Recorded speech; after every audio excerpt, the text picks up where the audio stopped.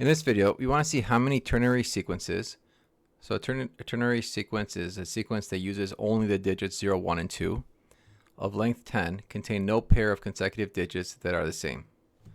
So for example, I cannot have 0, 0 consecutively, or 1 and 1, or 2 and 2. So if I start with a 0, then here I either can choose 1 or 2. If I have a 1 here, then I can either choose 0 or 2. If I have a 2 here, then I can choose 0 or 1 for the next one. So in all three cases, I have 2 digits for the next number. Okay. Now, we have 10 total digits. The first digit, I can choose whatever I want, 0, 1, or 2. There's nothing that limits me. So we have 3 choices here. But now, for the next one, I cannot repeat the same digit.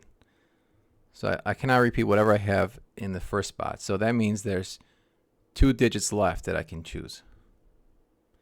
And then whatever digit I choose here, I cannot choose it for the next one. So that leaves another 2 digits. So I just continue the pattern and just fill this out with 2 digits. So altogether, this is going to be 9 digits. So all we do is multiply these out.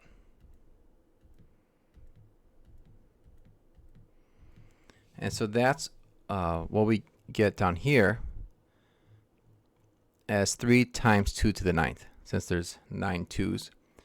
And so that's 3 times 512, which is 1,536 number of ternary sequences of length 10 with no 2 consecutive digits equal.